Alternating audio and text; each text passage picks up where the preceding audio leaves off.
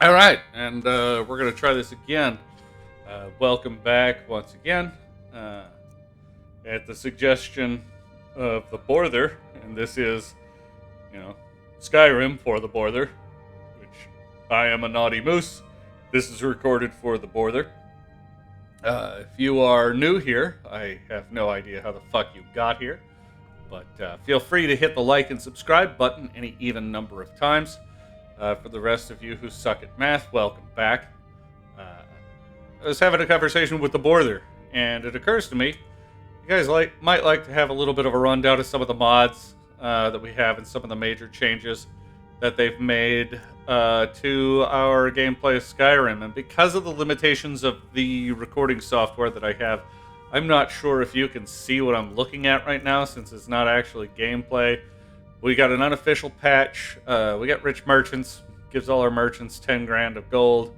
Cloaks and capes, weightless dragon bones and scales. We got this apocalypse mod, which adds like 150 some spells, 155 spells to the game. I got Thunderchild, which adds a bunch of new shouts and ways to combine words for shout to create new shouts. So really expands the dragon language versatility vis-a-vis the Thum.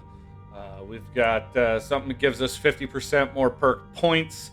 If I happen to pick up the Stones of Baranziah, for those of you who have played Skyrim, you know. For the ones who haven't, there's these items. They look like these little gem shards in a box, and they're hidden throughout the game. In the back corner of just random dungeons and houses, and in somebody's bedroom, and tucked away in a closet, that kind of shit. There's 24 of them. Yep, 24 of them. And normally it is an unmarked item fetch quest to gather them all, but they're quest items that you can't get out of your inventory once you find them. So they're kind of, annoying. This adds quest markers so you can get rid of them. Unleveled items, there's a number of items throughout the game that are like, quote unquote legendary items that, depending on the level you are when the item is spawned into the game, they are more powerful the higher level you are. Well, this does away with that nonsense, so no matter what level you are, if you find one of these legendary items, you're just going to get the maximum version of it. So the lower level, versions just won't exist. Um, yeah. Dragon hearts. So when I kill a dragon, there's an additional item in their inventory, which is a heart. Eat it and gain a perk point. Pretty self-explanatory. Bandoliers, bags, and pouches. You guys have seen me make pouches in a bandolier and show it off. It just expands my carrying capacity because I find inventory management to neither be engaging nor interesting. So anything to expand my carry capacity in a lore-friendly way is definitely welcome. And the idea that you can strap on pouches and pockets and backpacks, that kind of thing, to evenly distribute a load so that it's easier to carry things instead of holding them in your arms, that's lore-friendly enough of a distraction for me. Enhanced blood textures is pretty self-explanatory. Book covers just makes the books look prettier. Better loot gives us exactly what it says. Better chances to find gems and gold, and certain cooking ingredients are expanded. Blah blah. We got a landscape texture. Wear multiple rings. You got 10 fingers, but you can only equip one ring. Seems lame. Sort of a trope in a lot of fantasy stuff. This does away with that as long as your rings are different. Yeah, so it makes it so you can't accidentally sell unique quest rings like Hersing's ring. You also can't sell the a couple other items, but as long as you don't have like two gold sapphire rings, like one gold ring, one gold sapphire, one gold ruby, whatever, you can have up to 10 rings. Probably going to need some silver in there. I think there's only a handful of gems, 3 to 5 off the top of my head. Fairies, you guys have seen those. We've celebrated that in game. I really like that mod. One is triple enchantment that I'm pretty sure doesn't work with the Ordinator perk pack. Leather backpacks, sort of like the belts and pouches backpacks. We haven't made any of those yet. Realistic and balanced ingredients. Uh, it doesn't make sense that you would kill a bear and find no bear claws, right? It doesn't make sense that you would kill a saber-toothed cat and it has no eyeballs and no teeth, right? So this fixes that. You find more of certain items, and uh, giants always have two toes in addition to their other inventory. There's a lot of times you kill a giant that didn't have anything, so it kind of fixes that. This is the Ordinator. We're going to go through that in this episode quite a bit. The Ordinator completely redoes the perks. There's like almost 470. It's 469 new perks, and it changes a lot. And then that Apocalypse Ordinator compatibility. That Apocalypse mod that I had that added a shitload of new spells. This is the one that makes it compatible with the Ordinator perk. I think I mentioned the Apocalypse. Yeah, this one adds 155 new spells. I figure if we're playing a non-magical character, it'd be cool if, as a player, I don't recognize all of the spells so that it has a little bit of mystery. And hopefully, if any of you are more seasoned players in Skyrim, but you haven't used this mod, then you too will be looking at some of the spells with their new custom animations or whatever, and wondering, what the hell did that guy just cast? You know, because we're not, in this playthrough at least, we're not playing a magic user, so he should know a hell of a lot about their magic or what they're doing. Let's see. And then we were going to look at the perks, because this... Alright, so here's speech. Now, speech mastery, you sell your items for more. Intimidation attempts are twice as likely to succeed. That's one of two. That's fairly much like vanilla. They had something like this. There's two of those with bribery. Bribe guards to ignore crimes. That was fairly vanilla. Sorry, I'm moving around when I don't mean to. Alright, so we are probably going to go... I'll just show you what we are going to get eventually.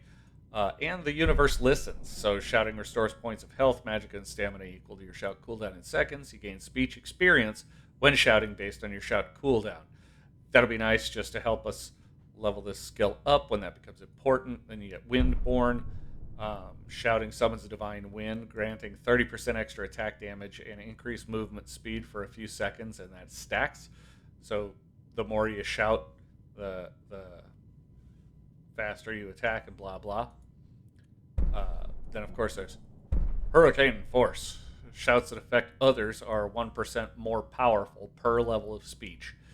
And to get here you have to have 60, so it already, is fairly significant depending on the shout. Then you have Force Redoubled, 25% to reduce the cooldown of any shout to 3 seconds. And since there's two of those, I imagine that becomes 50% chance. So every other time you shout, even if it's like got a 7 to 10 second cooldown, just bam, it's 3 seconds away. Thume of War. Your shouts stagger nearby bad guys within 25 feet, reducing their armor rating by 300 points for 10 seconds, and knocking enemies that are below 25 health to the ground. Now, little known fact, but there are no monsters in the game that get any bonus of armor rating. It's really only humans that would be affected by this portion. I assume the 25 health would be the maximum stagger, because I don't think dragons have an animation to be knocked to the ground, but I could be wrong. But I'm pretty sure we paralyzed one in an episode earlier, and nothing happened. Or they're just immune to paralysis, which would also make sense. But then, then we have the Merciless Storm. Power, so you can select a power, kind of like which is different than your shout. You can use them once per day, like you have the racial one for the Nord. You have the ability to, yell really scary, which famously got us locked up in Dragonreach and allowed us past the otherwise sealed city. So this grants Merciless Storm once a day, cancels an active shout cooldown, allowing you to shout again immediately afterwards. So that's a power you can use to just automatically reset your cooldown and shout again, and this reduces them, and this increases your attack. So if you do that and boom boom, then you have 60% extra attack damage and 30% extra movement speed for 15 seconds. That's kind of neat. And then you have this Dovazulan for 120 seconds after using Merciless Storm. So for 2 minutes after doing that, any shout you use also carries the previous shout. Apparently that shout mod that I have adds some sort of item to the game, a necklace, I think, that you can like preload an order of shouts to create a shout chain. So you would have like 3 of them in a row. And if you use the first one, it loads up the next one. So as soon as your cooldown is done, or if you have a feat that resets your cooldown quickly, then when you shout the next time, of course, whatever the previous one was goes off simultaneously as the one you just used, and you would have 3 shouts in a row. So you could do like Force Unrelenting, and then have the time freeze, and then have fire breath or something, right?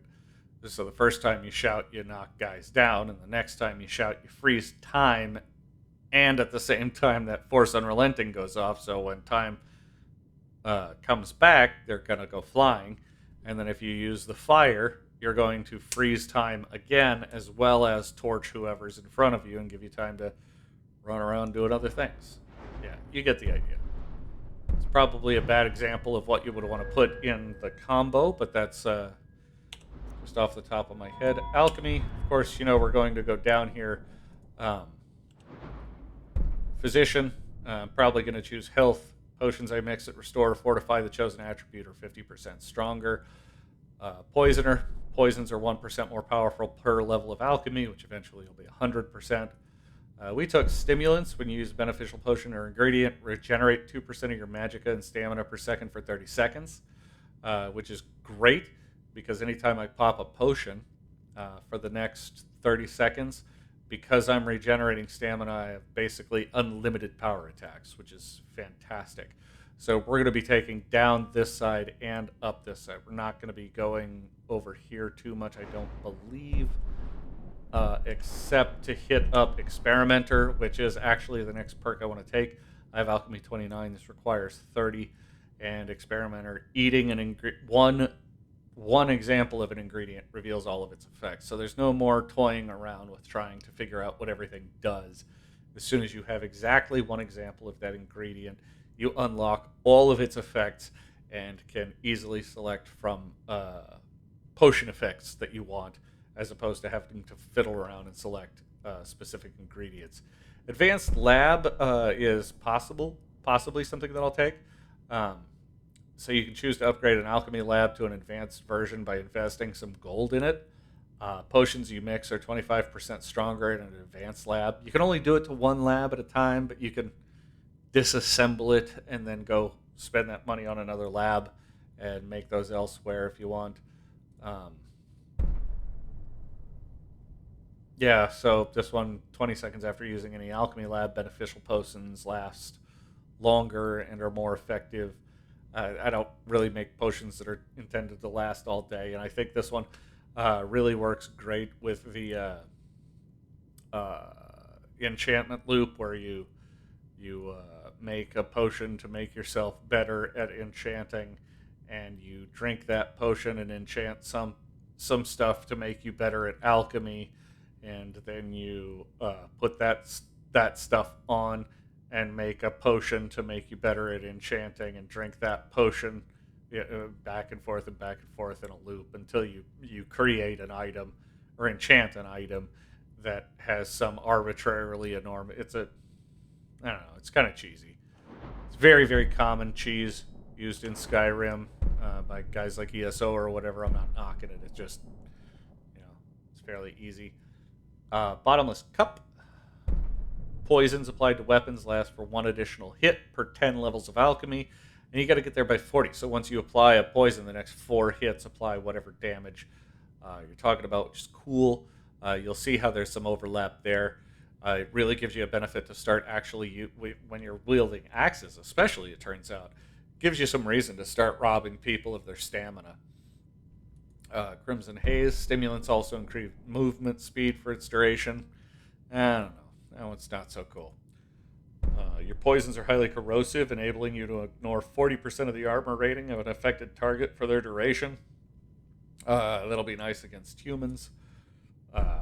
Magic and stamina are increased by 50 points when you're under the effect of a beneficial potion or ingredient, or reduced by 25 points when you're not.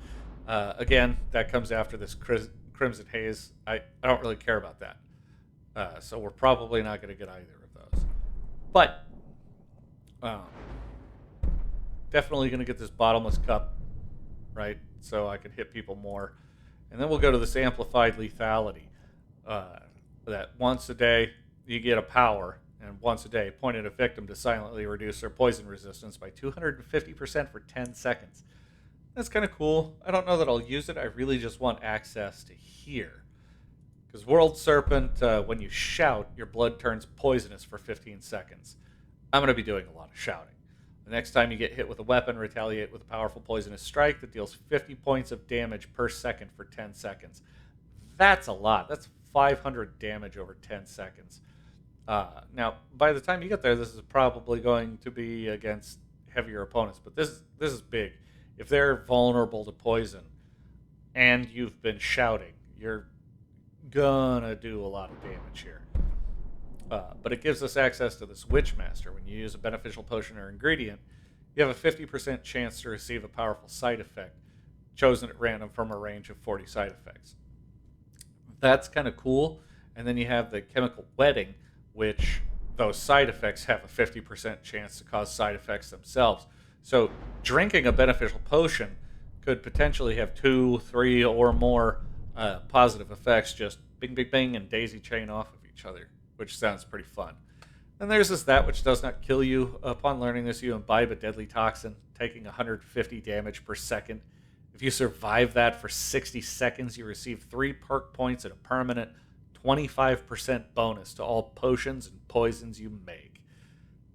Now that 25% bonus at this point is going to be pretty substantial, because it requires 100. But to survive that, you're going to have to make a boatload of healing potions. And I don't know that there's a lot else. Yeah, mix twice as many potions at your lab. I don't know that there's a lot else that I'm going to be worried about. I mean, the pure mixture is nice, where it's all positive or all negative effects on the potions and poisons you make.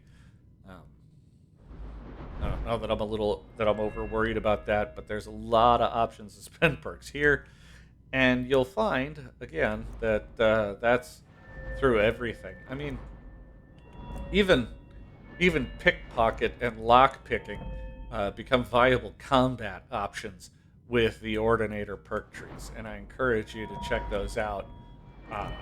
We're not going down those because we are going to be looking at two-handed. Two-handed, we're going to take both of these branches and this branch over here. So Ferocious Strength, which we're nearly up to level 4. Power attack damage of two-handed weapons is increased by a percentage plus a percentage per point of stamina. Right now that's almost 15 points of stamina for me, and it unlocks decapitations. Ramming Speed can perform two-handed sprinting power attack that deals up to 50% more damage and critical damage to a target above half health. The higher its remaining health percentage, the more double damage and critical damage is dealt. So, yeah. You go running in at the dragon and just really smack the hell out of it to start the whole combat off. That ought to be nice and fun. Massacre, swinging a two-handed weapon has a 10% chance to increase attack speed by nearly 200% for 3 seconds, which is fun. It means you're just going to hit a hell of a lot more.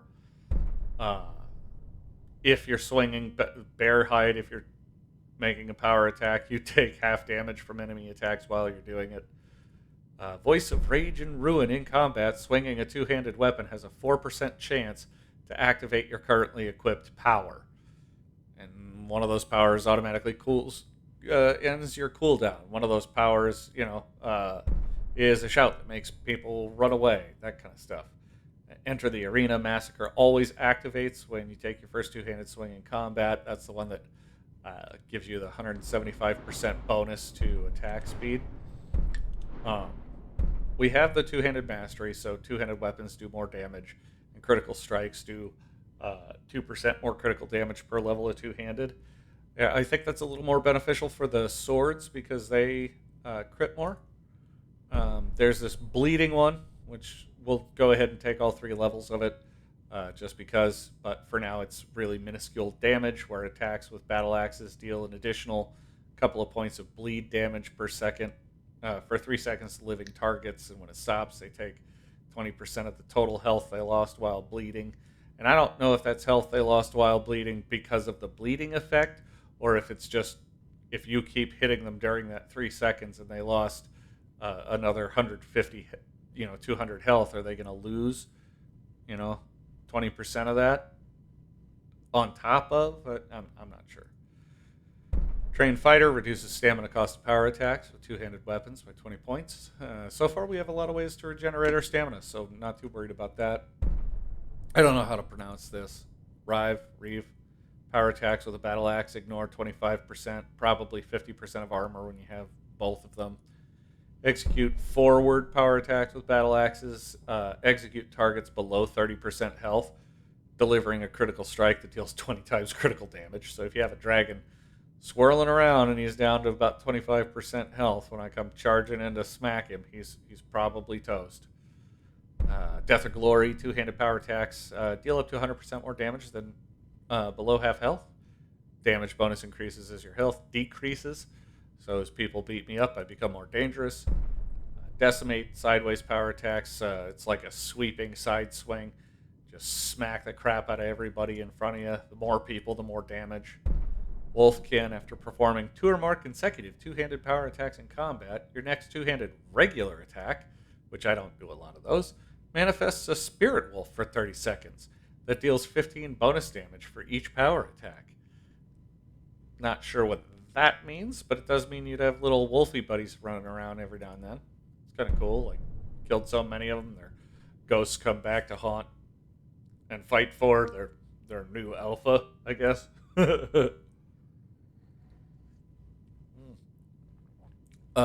Bisect is neat. Standing power attacks deal additional bonus damage equal to a fraction of the target's current health, which means at later levels you could have an unupgraded iron battle axe, and it remains viable because of this perk. Ram's Head. Bashing with a battle axe to interrupt an attack before it hits allows you to follow up with a power attack within 2 seconds to knock them to the ground. So that gives you it. That's definitely going to make combat feel a little more tactical, give you a reason to block and bash and then counter with an attack. The Slayer of 1,000 Suns is if you're just running through killing all kinds of guys. The more guys you kill, the more damage you deal. Kind of neat. Let's see. We're definitely going to be doing block. I haven't really gone through here too much, but I know we're going to be doing this. Quick reflexes. Time slows down if you're blocking during an enemy's power attack. That sounds kind of weird. You get power bash, able to do a power bash by holding down attack while blocking. And I think this one, bashing with a battle axe, yeah, I think this might require that feat. Or that's a power bash, which is separate from the regular attack bash. I'm not certain. You got timed blocks. Assume a defensive position for 1 second after raising your shield or weapon, blocking 30% more damage and staggering attackers in melee range. If you don't block an attack during this time, you cannot attempt another time block for 2 seconds, so this adds a little tactical. Reach, poke the dragon after a successful time block within 8 feet. You may retaliate with increased strength, increasing your attack damage and critical strike against the attacker by 25% for 5 seconds. Apocalypse proof. Perform a time block to mitigate incoming fire, frost, and shock spells and effects, reducing their damage by half. Timing streak. Performing 3 successful time blocks in a row completes a timing streak, restoring 75 points of stamina. Taking an unblocked attack or blocking an attack outside the timed block window breaks this combo, so that's going to be really hard to do. Dragon Tail. After a successful time block, bashing the attacker within 5 seconds deals double damage.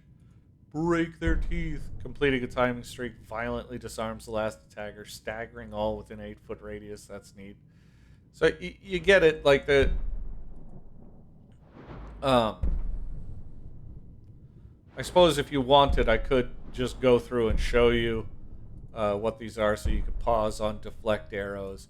If you wanted to look at Dominion, you could pause there. It doesn't take you anywhere else. You have Power Bash, which I think just lets your bash do more damage. Skull Rattler, bashing deals more damage per point of stamina. Mocking Blow, power bashing with a weapon and furious target. They won't flee from combat but can't regenerate stamina and lose stamina per second. You take no damage from their attacks during a timed block because of it. Cast Aside, interrupting an attack with power bash deals with a shield, which I won't have, but you can knock guys to the ground. An unstoppable force, able to sprint with a shield race and just knock everybody down. Costs a lot of stamina, but kind of neat. We haven't gone. Oh, from time to block, you also have this way to go. Boom to block runner can move at full speed while blocking, which is nice, and then hold the line.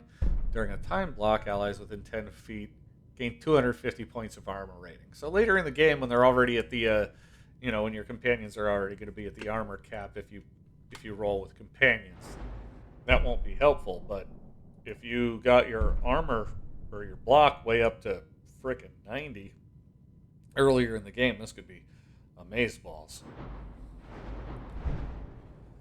Let's see here. Heavy armor, which we're definitely going with. I don't know which way. But like heavy armor fit, we'll just go right up the side. Armor rating increased by 25% if you're wearing all heavy armor. And rallying standard grants the rallying standard power. So once a day, place a banner. It grants 150 points of armor and 25% melee damage to allies within 25 feet wearing all heavy armor, including me, and prevents them from fleeing, which lasts for 60 seconds. All right. Then you have Warbringer, raising your hands to draw a weapon or spell, places a rallying standard at your location for 2 minutes. Doesn't count against the limit of one rallying standard at a time. So that's kind of neat. When you draw your weapon, it just, boom, automatically throws off that rallying standard. And then Doombringer, rallying standard improves destruction spell effects by 15%. So that doesn't apply to me. What's Immortal do? Wearing all heavy armor takes 75% less damage from attacks below 15% health, or 20% health if you're affected by a rallying standard. Okay?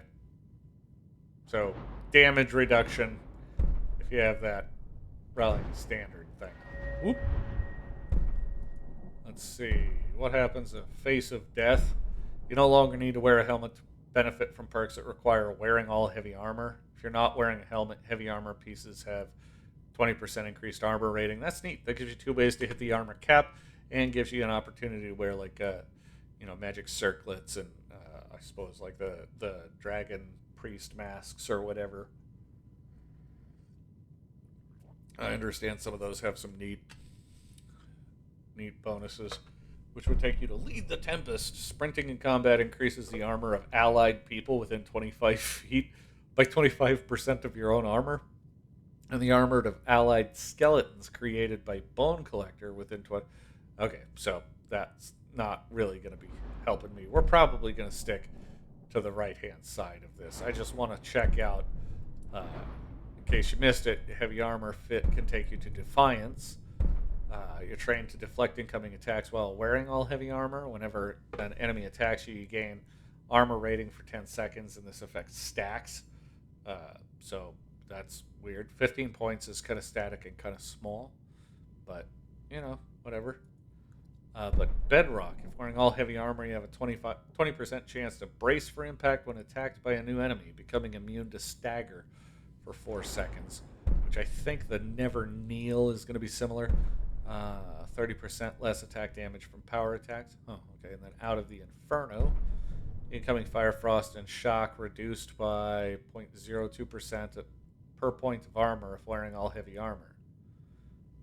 Wow, that's a tiny fraction. But if you have fully upgraded high level heavy armor, you can have some pretty absurd armor uh, armor point ratings. We, however,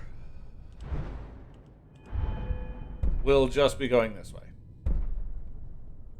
Battle weary. Tired enemies have a harder time. You take 20% less attack damage from enemies with half or less stamina. This is where our stamina poisons will come in. If wearing all heavy armor, the lower the stamina, the less damage you take. What's this? Born to fight. Heavy armor weighs half as much and slows you down half as much when worn. So maybe we'll go there, but we're going to go break upon me. You're immune to basic melee weapon perks, like the one with my axe that causes bleeding, those kinds of things. If wearing all heavy armor, you take 10% less attack damage from enemies affected by one or more of these perks. So that's okay, but it's really about Reap the Whirlwind here. When struck by a power attack or power bash, your attacks deal 125% more damage to the attacker for 5 seconds when you're wearing all heavy armor. We get this Rise Above, where you intimidate enemies within 15 feet. They lose 5% attack damage, and I gain 5% attack damage for each enemy affected. I scare people, which is fitting for the character. And if wearing all heavy armor, walking, but not running, towards living enemies within 30 feet of you may break their confidence, causing them to flee for 8 seconds, which feels appropriate with Prisoner. I'm bouncing around. I don't want to do that. We want to go to Sovereign. When struck by an attack, subsequent attacks are deflected if wearing all heavy armor. It takes 75% reduced damage from attacks for 1 second. So, that's neat. And then Face of the Mountain. When struck by a power attack or power bash, the attacker's strike rebounds forcefully, as if striking solid rock, staggering them and potentially knocking them to the ground if wearing all heavy armor. We will essentially become a terrifying, unstoppable tank. That's what we're going to do with the heavy armor. Mostly just go right up this side. Smithing. We looked at the guns. That was fun. Arcane Blacksmith just lets you improve enchanted weapons and armor, which we currently can't do and won't be able to for a while. We got a lot of work to do here. Now, it used to be like you had light armor up this way and heavy armor up this way. Not the case anymore. Merit gives you Elven, Chitin, Dwarven. Expert Smithing gives you Scaled Plate, Nordic, Orcish, and Hard Steel. It lets you, improve them more. Investing a second purse lets you choose both. So when you do this, apparently you have to choose the light or the hard heavy armor version of them with the first one. But if you use both points, then you get to choose both. An item type, glass or crystalline, which is ebony. So it's the heavy. Glass is the light. Ebony is the heavy. You can create items that improve them twice as much. Second perk lets you do both. Planar Smithing, Daedric and Dragonbone. And then Heart of Creation, pour your Dragonbone blood into the forge. We're not going to be doing this one. It's weird and stupid. I don't really understand it. Maybe somebody else can do a build that exploits it, but it doesn't make a lot of sense to me. I suppose I can show you. Here you go. You can pause your screen and look at it if you want. Go, well, a naughty moose, you're a doofus for not understanding that. But Advanced Workshop, just like we improved our alchemy table, this lets you improve a workbench or grindstone, right?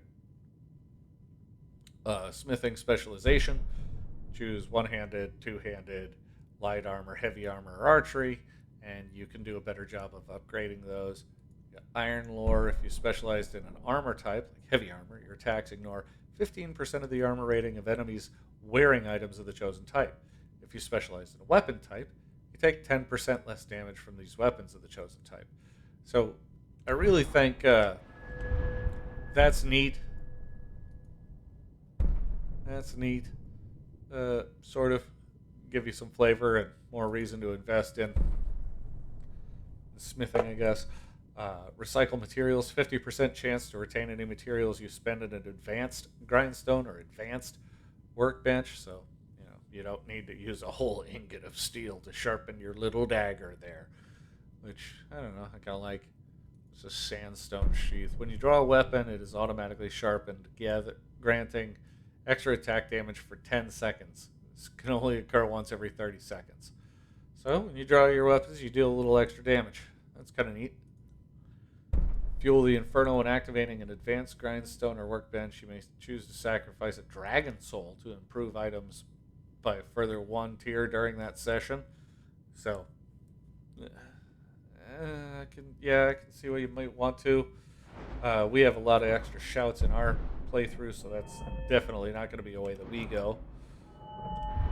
Enchanting. I haven't read through here too much, so we're gonna go quick. Let's pretend we just go Soul Siphon and on up, or Gem Dust. Gem Dust. Choose to destroy a flawless gem. Sprinkle it on the enchanter. Sort of like, yep, just powering it up like you did the alchemy table or the preserver. Learning an item's enchantment does not destroy it. Unfortunately, you have to have enchantment 50 just to get that, so that's kind of cool. New enchantments placed on robes, circlets, hoods, and necklaces are stronger. That's kind of cool. Then you have twin enchantment. Can place 2 enchantments on the same one. Arcane Nexus. You can choose to upgrade one enchanter to an Arcane Nexus for money. And they're stronger, can be okay. So this is actually like the alchemy table, and the other one's sacrificing an item. Gotcha. And then miracle, pour your heart and soul into the next item you enchanted an arcane nexus, putting 3 enchantments on it that are 25% stronger. Try as you might, you'll never be able to repeat this feat. So that's kind of neat. You're gonna make one extra special item that has 3 enchantments, as opposed to the mod that I had that really would only work if you had the vanilla perk trees, which would allow you to do that to every item. Once you got your enchanting up to 100 and took a further perk past the end of the tree.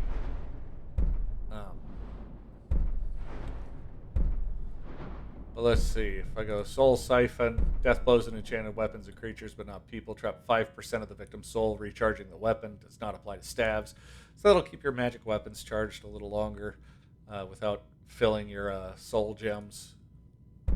Thunderstruck, weapon enchantments are more effective when delivered by a power attack, or 50% more for a 2-handed power attack. That's probably something we're going to wind up taking. Yeah, because we're going to have enchanted weapons and we're going to be doing a lot of power attacks. So Thunderstruck will really help us out. Spell Scribe, power. Use it to store the spell you are dual casting. Your power attacks and power bashes unleash the stored spell for free with a cooldown based on enchanting spell. Only works with spells that affect other targets. And we're not going to be doing any magic attack. This seems like it's great for somebody who's playing like a warrior mage. And we're not doing that. Might and Magic's probably similar. Blade and magic. Yeah, we're not doing that. Power echoes. Spell Scribe activates twice before going on cooldown. Okay. So this is the one that you can put a spell in there and have it go off when you power attack. Kind of neat. Not really the route we're going. The other route, you get last word. Scrolls are more powerful. Staff Channeler. Just show you these real quick. So you can pause on Secret Keeper. Affects stabs. We're going to go Flame Magnus and Staff Recharge. Forgive me. Casting, concentrating a staff. Ooh. And then Staff Recharge. Equip Staff regenerates points of charge per second, which is kind of neat. Attunement. It's kind of neat. Charge Tap. Grants the charge tap power at will, drains a quarter of your current weapon charge to restore health and magic and stamina. Wow, that's kind of neat. Heart of the Sun. Use an equipped staff as an energy source, causing it to lose charge at a bunch but your weapon enchantments are a percent more effective per 50 points of charge remaining in the staff. So, yeah. Seems useful if you wield staves and weapons. Simultaneously using an enchanted staff in your left hand and striking with an enchanted weapon in your right releases a flash of light that staggers enemies and deals damage equal to half your enchanting skill level. Okay, so, you know, flashy warrior wizard stuff.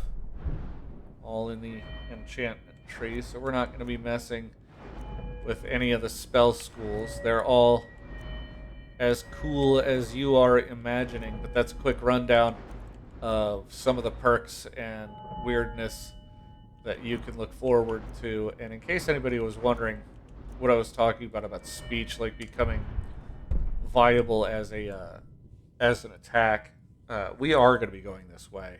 We're going to be doing as the Universalists, which I think,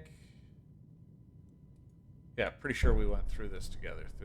Yeah, we went through this together. Okay, but in case you guys were curious, you could totally play a bard. This lets you make money in bars. You make more money in some little items if there's the opposite sex. You can force people to dance. You can start affecting undead, Daedra, etc. You can use that perform power multiple times a day. If you do it in combat, it unleashes shockwaves. Each drum beat deals damage to everybody within 30 feet. And add 50% more damage. Briefly reduces magic resistance by 200% for less than half a second, which is crazy. I don't know why it does that for such a short amount of time. I'm sure there's powers out there that affect or magnify that duration quite a bit. You got this Lord of the Dance. You can have up to 5 people dancing like idiots to your will, and War Drummer also heals your allies and grants some extra attack damage for, again, that tiny fraction of a second. This trade prince, every merchant in the world gains 1,000 gold for bartering. That would be really useful if it wasn't covered by the mod I had that made all the merchants wealthy as hell. Yeah, but there you go. I might as well show you, like, Pickpocket has an injurious tree. Stalk the Prey, I believe, is where we start to see it. Preparing to pickpocket, at least 20% chance to your pickpocket now. Oh, yeah.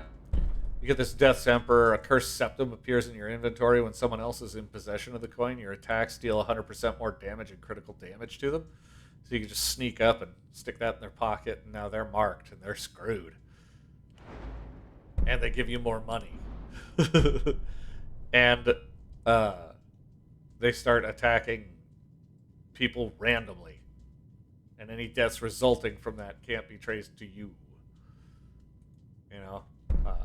Whenever you sleep with 50 grand or more in your inventory, you can choose to spend it on a perk point. Because you have 100 pickpocket and are going to be wealthy as hell with your thieves' luck. Yeah. It's neat. The Ordinator perk pack really does change up the game in a lot of neat and interesting ways. I haven't even gone through Sneak because I don't want to know. Anyway, that's it for today. This is episode, 10.5 we'll call it. I am Anonymous, and this is Skyrim for the Borther. Take it easy, boys.